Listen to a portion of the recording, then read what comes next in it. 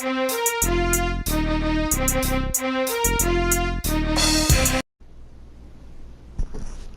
this is Maddie77 of Bottom Feeders Incorporated, 4 of Shadow of the Colossus. Is it art?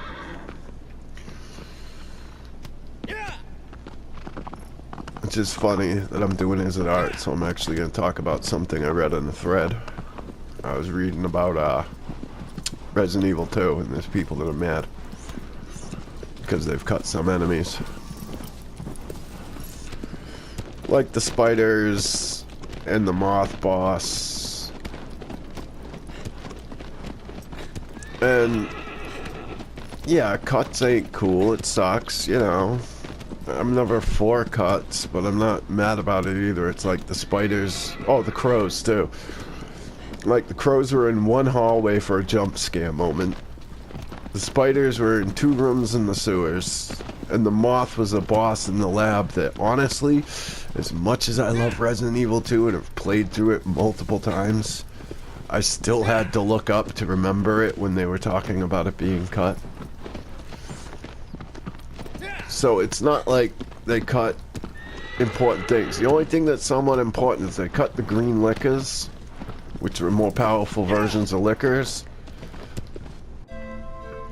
But from what I understand, I think a lot of that has less to do with, oh, we don't need those anymore, let's get rid of them.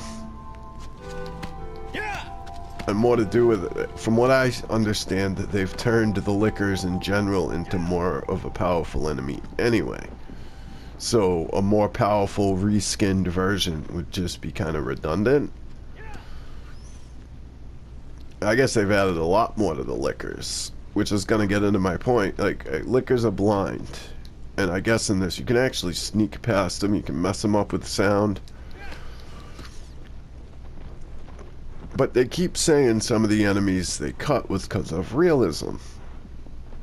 And people are mad. Oh yeah, a zombie game. There's nothing realistic about that. And I don't think what they understand is,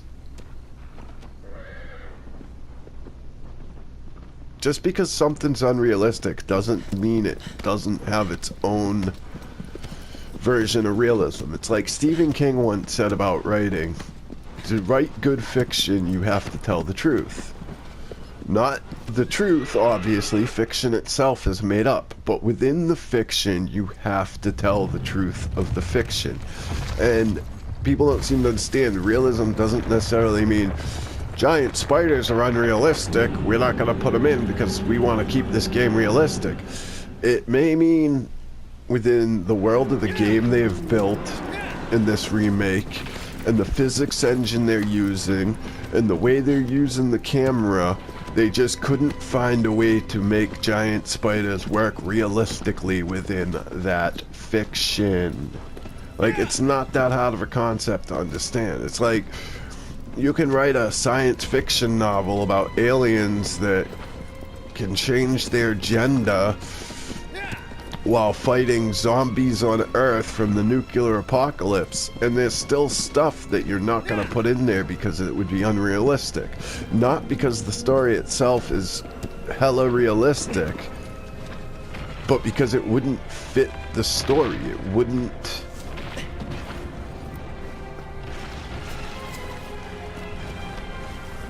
Like, for instance, if all of a sudden you throw in a 11th hour subplot where the humans stop making biological weapons, and you sit there and think, well, isn't it a post-apocalyptic world filled with zombies? How are they going to make biological weapons? Not that biological weapons are unrealistic, but fitting into the scenario to fight gender-changing aliens just may not be realistic for the scenario.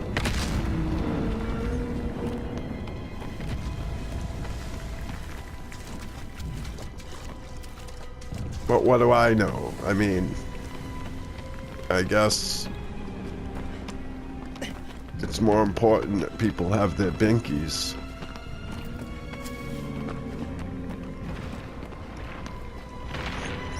I really love saying that. That's one of my favorite terms ever, binky.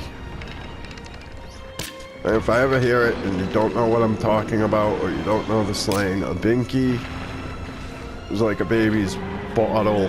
Well, not bottle as much as like them little plugs they put in their mouth, or a blanket. So basically when you say that someone's binky gets taken away, you're basically saying they're being a baby because they lost something that they find comforting.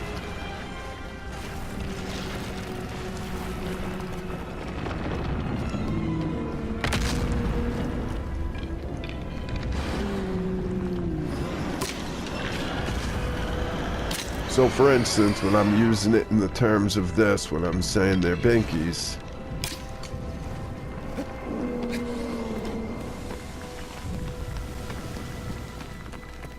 I'm saying all the enemies that were in the originals having to appear as a binky for them. That's what makes them feel comfortable about Resident Evil.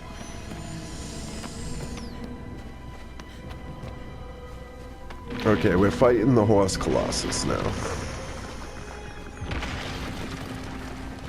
I hate this guy. Hopefully he looks down so I can...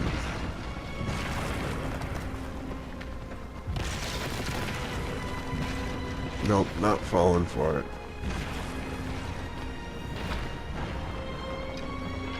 There's a couple ways you can... If he tries to look in... There's two ways it can work out. Sometimes he'll get down to look and climb up his back, and there's also sometimes he'll...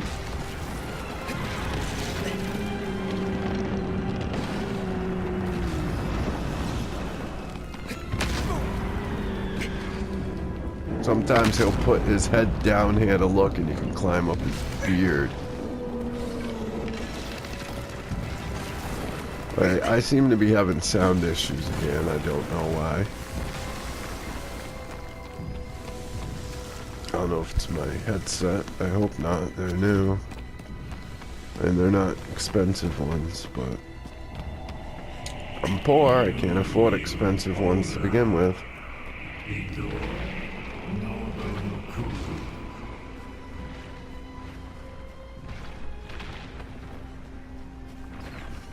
But yeah, this guy can be hell to get going properly. Is he still looking for me, or is he just...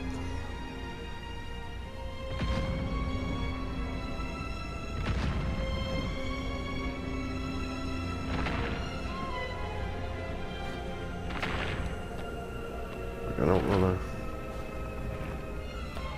There he goes. What I'm talking about.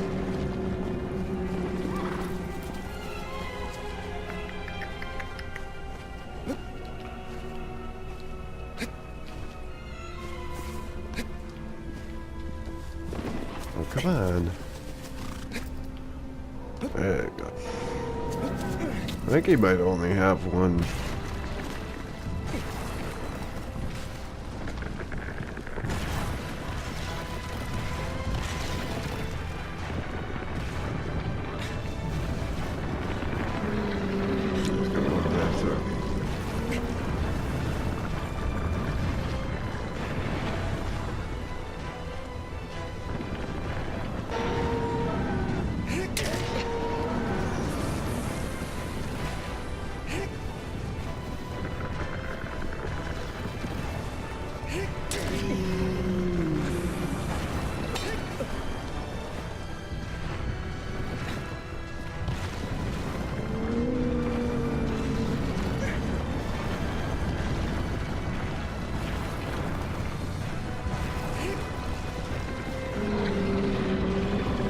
Yeah, I guess the lesson I really should learn is I need to stop reading forums sometimes when it comes to certain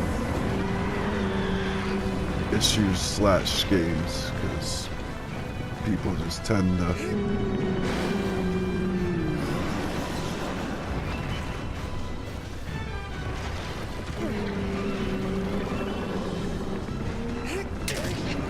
say some really dumb stuff.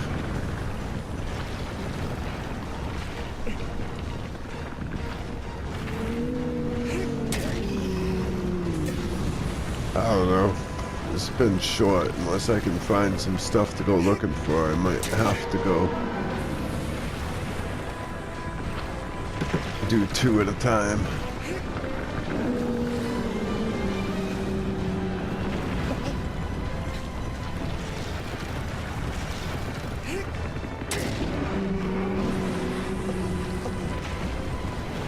I just hopefully that's how I know I should look. Plus it might be affecting other recording. I didn't even think of that, but I just wonder if the viewers getting all the time they're getting cut out too.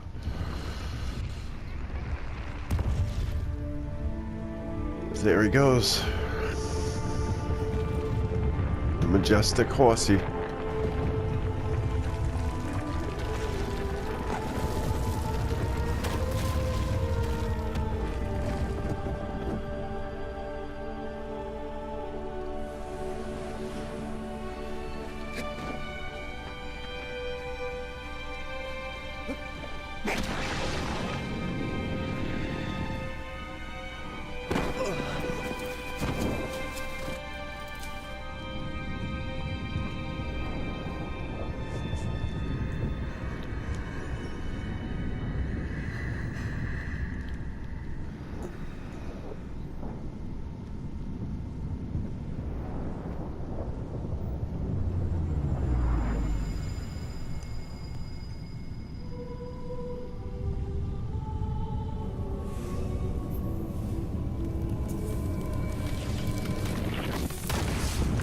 Four down. 12 to go. I think there's 16 of them.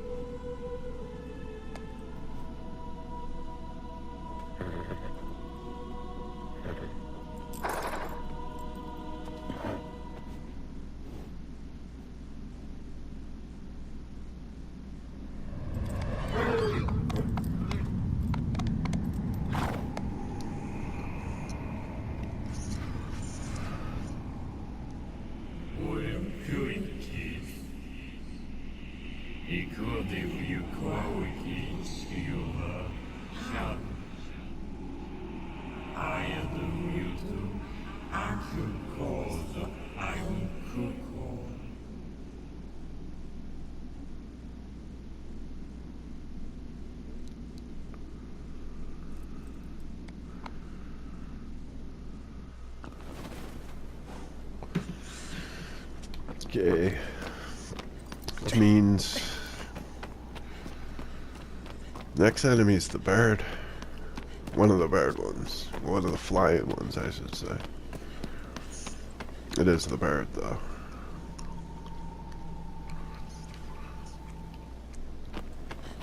Come on, Agro. Actually, I should pray while I'm out here. I think I'm gonna do some lizard hunting. I want to see something. And this is part of... Oh wait, what am I doing? I should go into photo mode.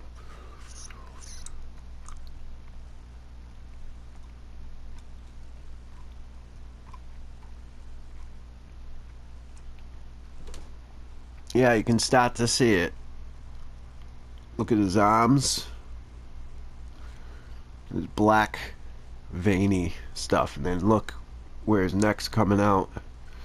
You can see black in his veins. And up, black down there on the leg. That's the thing, if you've never played it, or even if you have and just never noticed, it's the thing. As you go on, the more Colossuses that you kill, and the more the black gunk gets into you, the more degraded Wonder gets. Which again is environmental storytelling, and it's not like other things. Like, I think every single fight we've done so far shows it in a way or another, between how it's framed, the music, and just what the cinematics are. I think it frames that killing these Colossi may not be a good thing. It's what you're supposed to be doing, but it may not be a good thing, and I think that that's hammered home by his degradation, that And that's part of the tragedy of this game, and that's part of the art of this game, is he's not doing a good thing. Killing these colossi is actually bad. But it's what he's going to keep doing, because it's the only way he can bring her back. And again, going back to, and I said it the first time, and I'll say it again, and that's kind of a lot of what this game is. It's a deal with the devil. And there's a lot of stories and songs and movies about deals with the devil. But the difference with this one, and this is part of where video games get their impact from, especially the artistic ones, but even non-artistic games, is you're a conspirator. You're part of it. You're as responsible as Wanda is. In fact, you could almost make the argument, not to get too meta on it, but you could almost make the argument that you're more responsible because without you to control his actions, Wanda would never be able to accomplish this. And that's part of why, with games as art, this is one of my prime examples, and it's part of something why I think games have the potential to be one of the greatest art forms, though it's not used that well or that often, is directly because it's one of the few entertainment media forms where you are a direct participant. Most others are passive to a degree. But with video games, there's no real passivity. For the most part, to make it go, you've got to do something.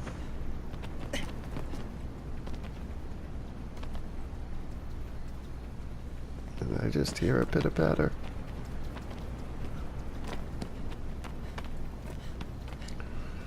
For a minute, I was starting to wonder, because I do think, I could be wrong, I could be misremembering, but I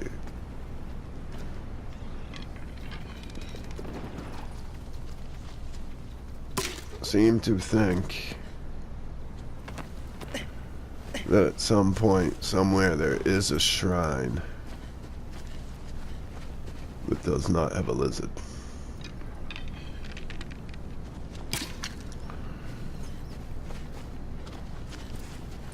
And I'm pretty sure at some point I'll find it if it really does exist. Yeah, I think I know where it is too.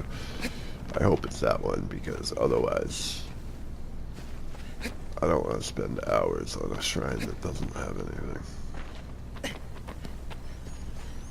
Especially when I'm already spending too much time as it is on shrines that do have things.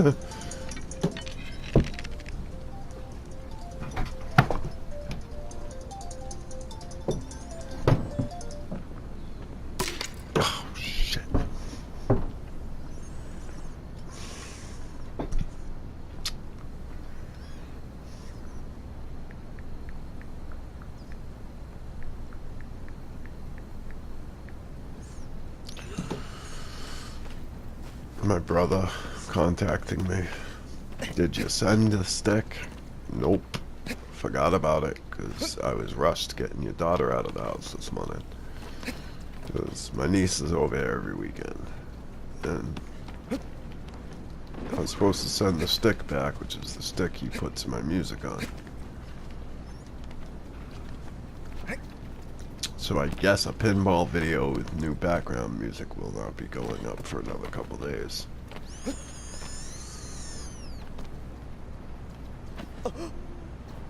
Oh.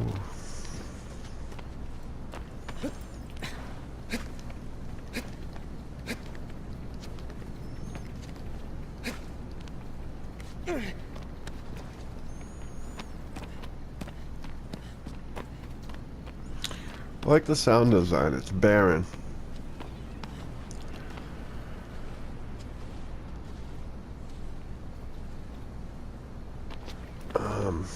What I mean by that, It sounds like what I would imagine a forbidden land to sound like. There's sound, but there's almost like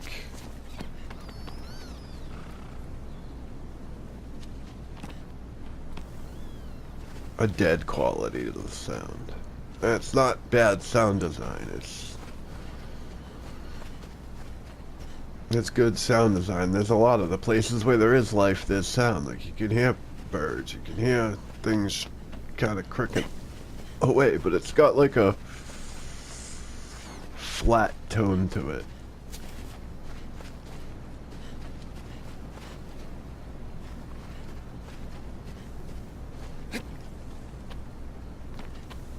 And I think it fits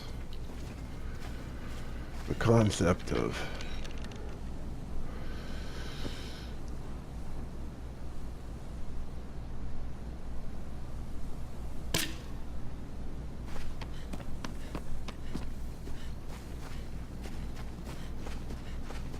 after all,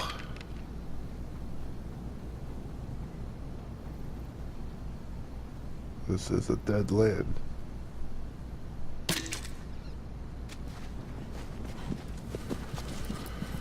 And there's our lizard tail. Hopefully. Yep.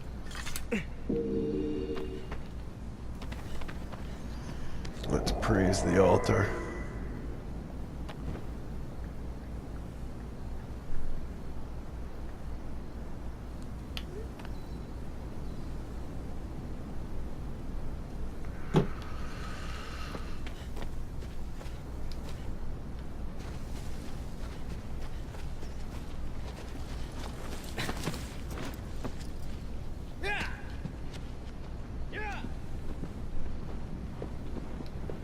And I do, and I mean, I'm not the first one to have said this. This isn't a wholly original thought.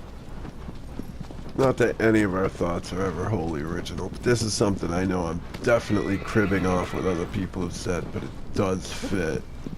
And I've touched on it in the first couple episodes, just not, I didn't get too deep into it, is the empty, barren world that you're exploring. The looking for lizards, getting the fruits, just running around. Kind of in a lot of ways adds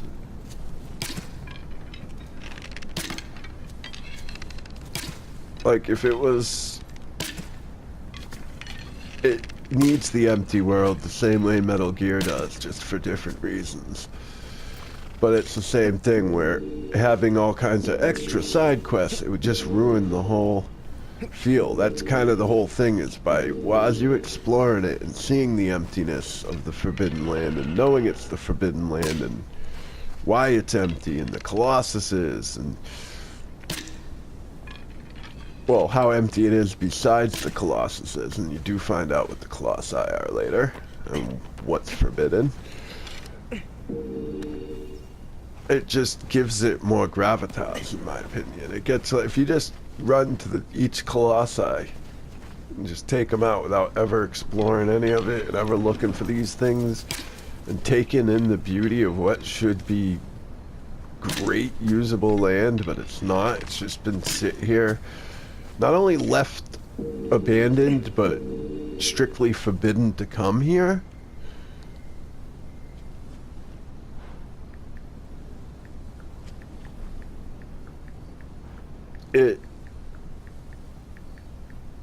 I don't know, it gives it more of an impact that I don't think you'd have if you either A, didn't explore it at all, or B, had all kinds of collect the 10 pineapples in a minute to get a special bonus.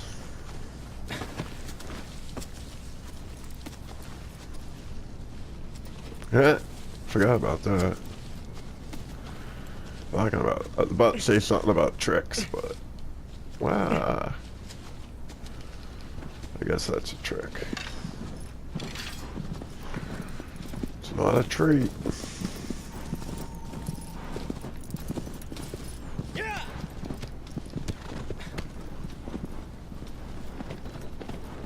One of a few things with the graphic overhaul I don't like. I do actually prefer the old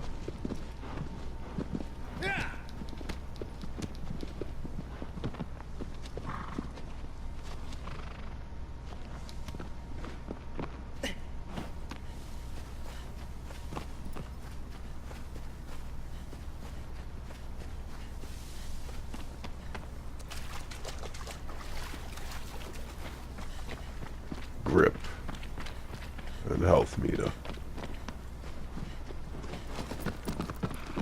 Oh, that looks like it's gonna be it for today's episode. We got rid of one, got a few extras, but we're about to face number 5 off, and I'd rather do that in another. I'd really rather keep to 1 Colossus per video. But until then, this has been Matty77 at Bottom Feeders Incorporated.